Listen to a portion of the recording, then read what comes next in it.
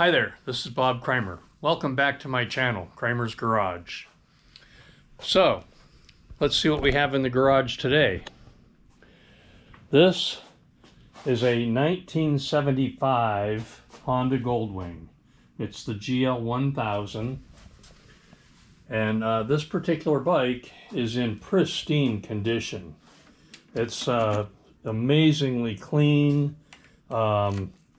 The original paint is in really good condition. The engine is clean. It's got almost 35,000 miles on it. However, maybe a little more because the speedometer is disconnected at the moment. But look how nice this bike is. Now, the fenders have been removed and sent out for chrome plating. So what I'm going to be doing with this bike, and you can follow along with me, is it doesn't run. It's been sitting for at least a couple years, maybe longer. I'll be taking the brake calipers off and inspecting them carefully, especially the pistons and bores, to make sure they're not corroded. Of course, examine the brake pads themselves. Now, this bike has had some work done on it. The entire ignition system has been replaced. It has new coils, new wires. It's got an electronic ignition module, replacing the original points setup.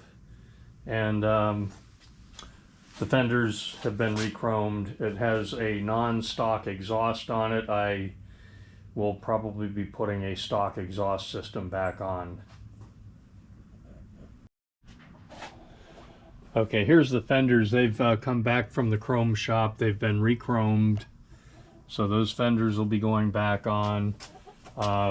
We've got the original seat here, or an original seat. The seat that's on it is a custom aftermarket seat. And I've got here an OEM exhaust system, but I don't have heat shields for it, and this system is not in great shape. It needs some repair. So I think I'm going to repair it and have it ceramic coated. However, I need to make sure I can find some of the original heat shields for this system. Once I have that, then I'll repair the system and have it ceramic coated. So that's what I'm up to.